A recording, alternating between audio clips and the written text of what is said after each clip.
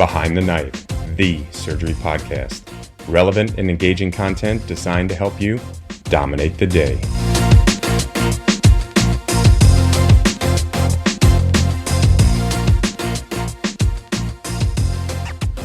Hey, BTK listeners, the weather's getting warmer, the days are getting longer, and that can only mean one thing. It's time for new interns to hit the hospital.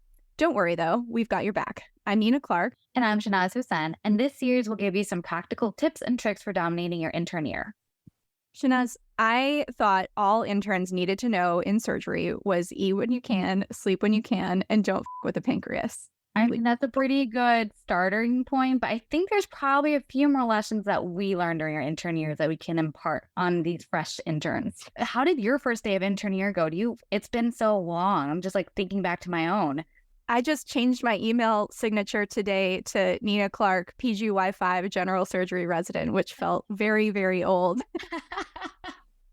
That reminds me, I did change mine too. PGY5. It's crazy. It's kind of alarming. My first day, I was on our hepatobiliary service, and I was so lost and disorganized in this really complicated liver tumor clinic that the clinic staff actually gave me a lunch out of pity. And there's a picture floating around somewhere in our program where I look like I'm about to have a mental breakdown with a sandwich and a cookie next to my pager on the desk in clinic. Oh, man. I don't have that from the first day of the year, but I remember my intern year, I have a picture of me with my hands full of Coke and chips left over from a lunch talk, wandering back to the room in our workroom. So we have snacks for later. So it's a common theme. Eat when you can, right? Exactly. So hopefully we can give some tips for our listeners so they can avoid maybe some pity sandwiches or stealing snacks later on. Let's start with something to make sure we have every day to the hospital. So obviously this is number one, remember your name badge. The number of times I've had to borrow a friend's badge that was maybe on night float so I can get into the OR is embarrassingly high. So don't be that intern. You probably want to bring your white coat on the first day. Depending on your program, you may or may not wear it on rounds or to clinic, but it's good to have, and there's likely a place where everyone stores it at your hospital. And then in terms of a pager and phone, there's some places that have the pager on a hospital issued phone, or some places where pagers are completely separate. Either way, get used to logging into your pager every day when you walk in, or making sure you have your pager on you and receiving pages in a hospital. These are probably the most important communications tool that you'll have so that other providers and your colleagues can get a hold of you. Totally. And get used to having that pager because that thing is going to own you for the next 5 to 7 years. I would say also that I started a note on day one in my phone that had all of the door codes around the hospital. And there are a million of these. I completely forget them every single time I rotate. And so even now I pull this up in the hospital to find my way around and make sure that I can get into rooms that I need to. So I think that's really was a critical thing for me as an intern. So I remember as an intern, I was so surprised when I walked in. Everyone's very particular about the pen that they're using. I walked in with a normal ballpoint pen and people were just rookie mistake there. So find a pen, keep it close, hold it dearly. It will get stolen if you're not keeping a close eye on it. And a lot of people use a very fine point, 0.2 millimeter gel pens in my program because you can squeeze a lot of information on a page with those. But if gel pens aren't your thing, just find a fine pen, find a pen that works for you so you can write really small for all of your patient information. For sure. And then our last major thing I would say is comfortable shoes. Obviously, you're going to have your operating room shoes, but even for clinic days when you're wearing dress shoes, you might be standing for the vast majority of that day. And obviously on rounds, you'll be wandering around the hospital and walking around to see your patients a lot. So I think comfortable shoes in general should be in your armamentarium for a given day. In terms of what to wear, if you have a locker, it might be helpful to store an extra pair of scrubs there or an extra pair of clinic clothes just in case, because you never know what the day is going to throw at you. So that way, if you have these clothes ready or handy, you can quickly change and then head to clinic or to a case, depending on where you were earlier in the day. Nina, is there anything else you carry around in your bag? Yeah, actually, I have a kind of an emergency go bag that I just keep in my backpack at all times. It's got things like a toothbrush and toothpaste, deodorant, some gum, chapstick, that kind of thing. If I get stuck at the hospital really late, I can use it. If I end up staying overnight on call, I use it there. I also have a little intern resupply bag, basically, that I made during my first year.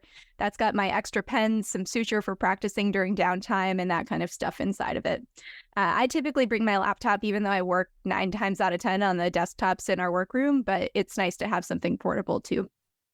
Yeah, I usually bring my laptop because our workrooms are always with residents at every desktop. So it's nice to be able to have your own working space on a quiet day. I always find snacks in my pockets. I do that on purpose. So candy, cookies, choose whatever. Sugar will get you through the day. Just try and be aware if it's something that melts, maybe not to keep that in your pocket. Very smart advice. Now we can move into some tips for really getting yourself through not just your first day, but really your first year and beyond of being an intern and a surgical resident.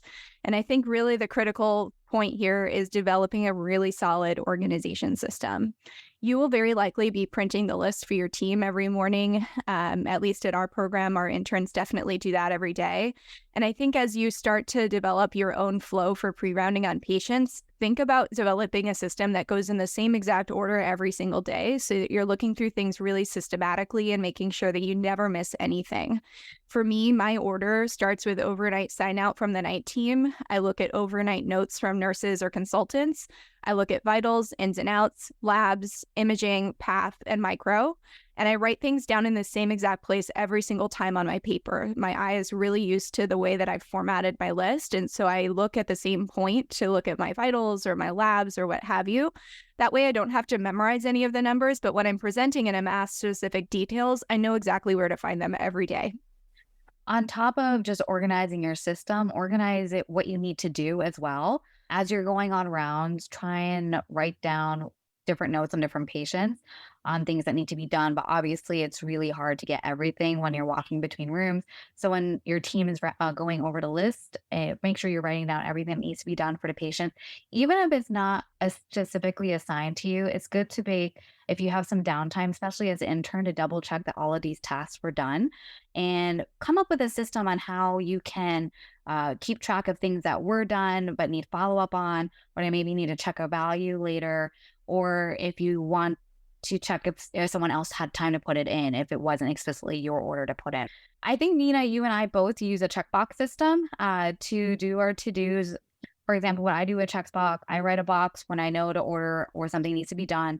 I fill it in when I put in to order itself, and I cross it out after I followed up on a value. Is that something close to your system too, Nina? That is literally exactly what I do. So I have a half-filled checkbox means it's halfway done, and a fully filled checkbox means I don't have to think about it anymore. One thing I do think is really important is that if I have an order that needs follow-up, like a chest x-ray that I ordered, it's great when I put in the order, but I also want to make sure that I follow up on the result. So I actually add a second checkbox to make sure that I've followed up on the result and can even jot down what that was so that when my seniors asked me what that was, I have it on the fly. That's awesome. And that actually brings up a really key detail, I would say. Write everything down. Even if you look at a chest x-ray or lab result on the computer, you might remember that's a second, but while you're juggling a full list of patients, it might be really easy to mix up that result between patients. So if you have in your sheet, it's an easy reference. No one's going to ding you for looking at a piece of paper. We're not in medical school anymore. And then the last thing I would say in terms of organizing your to-dos is make sure you're prioritizing on what needs to be done. So notes, I know everyone, it needs a note. Documentation is a necessary evil of our profession, unfortunately, but that's literally the last thing on your list of things to do. No one's going to suffer if their note isn't put in right away. I would say the first things would be look at what needs to be urgently or emergently ordered. Imaging results need to be put in stat. Or if there's specific patient care pages or a patient is ill on the floor that you need to go see, take care of that first. Priority one is patient safety and well-being. So make sure those get done first.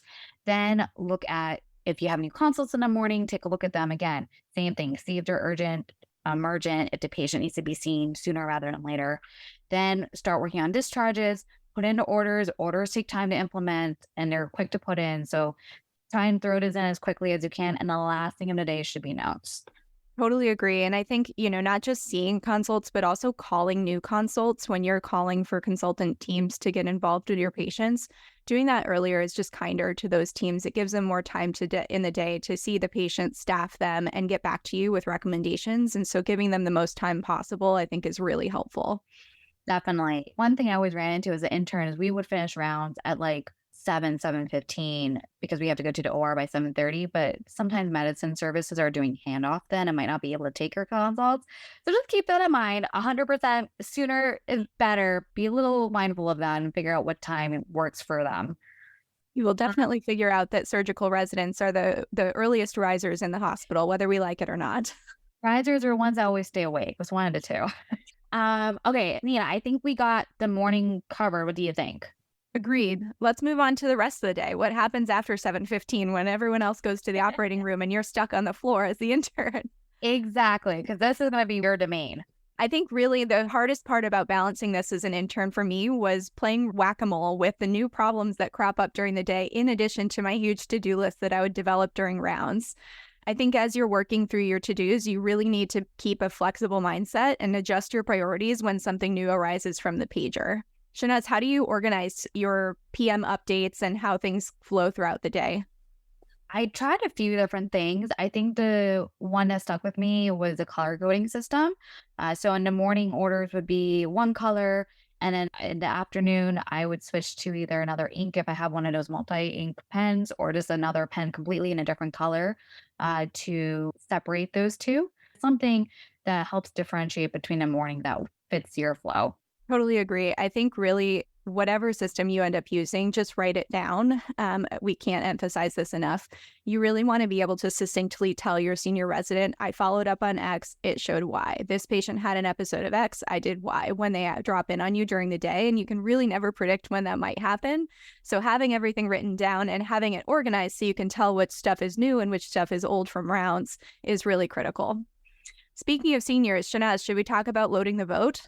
Absolutely. Load the boat. That is your lifeline. Even though you might be alone on the day to manage the floor, you are not there to drown. Your seniors will want to hear from you sooner rather than later if there's anything that you have a question on. And they've all been in your shoes. They know how it feels. So if you're feeling uncomfortable about anything, please ask them. They probably also felt uncomfortable in a similar situation. This being said, you might have to go travel to see them. They might be scrubbed in a case, but that's okay. Go into the OR, stand somewhere that they might be able to spot you, but don't kind of go barging into case. Get a feel of the OR, see where they are in a case. If they're chatting, it probably is a safe time for you to interrupt them. If it's a little quiet in the OR, they're probably concentrating on something or it might be a little critical of a moment. So just kind of hang back and get a feel for what the timing would be right to interrupt, unless, of course, it is like a patient emergency or one that could potentially change into emergency, then don't hang around waiting too much in the back. Totally. One thing I didn't realize until I flipped into a senior role was how hard it is to physically see when people enter the room. You can sometimes hear them, but if they don't say anything, it's really hard to know when somebody's there waiting for you to respond to them. So I think standing at the bottom of the bed usually works, and people can see you out of the corner of their eye, or the scrub tech will notice and highlight the fact that you're there. And then you can ask if it's a good time to ask a question about a patient, and you can even kind of give a sense of urgency at that point.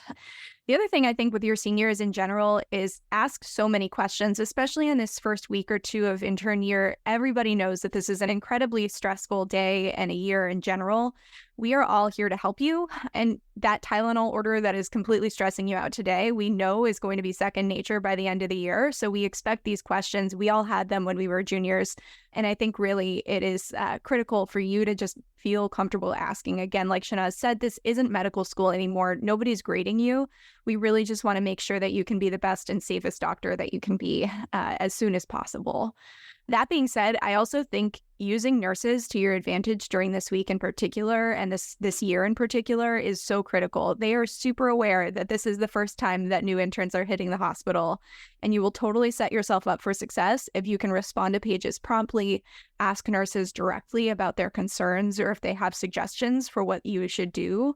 And if you're willing to say, I'm not sure, but I'm going to do these next steps and discuss with my senior and get back to you. These are all really great points, Dana. And hopefully this episode and these tips and tricks has allayed some of your fears about first day of intern year. Just as a quick recap, stay organized, write everything down, use your teammates, load the boat, ask all the questions. We're here to help, and then get ready for intern year. It's going to be a wild ride, but it's a lot of fun, and you are literally surrounded by people who are here to support you. So we're super excited to be part of that. All right, good luck. Be sure to check out our website at www.behindtheknife.org for more great content. You can also follow us on Twitter at Behind the Knife and Instagram at Behind the Knife Podcast. If you like what you hear, please take a minute to leave us a review. Content produced by Behind the Knife is intended for health professionals and is for educational purposes only. We do not diagnose, treat, or offer patient-specific advice. Thank you for listening. Until next time, dominate the day.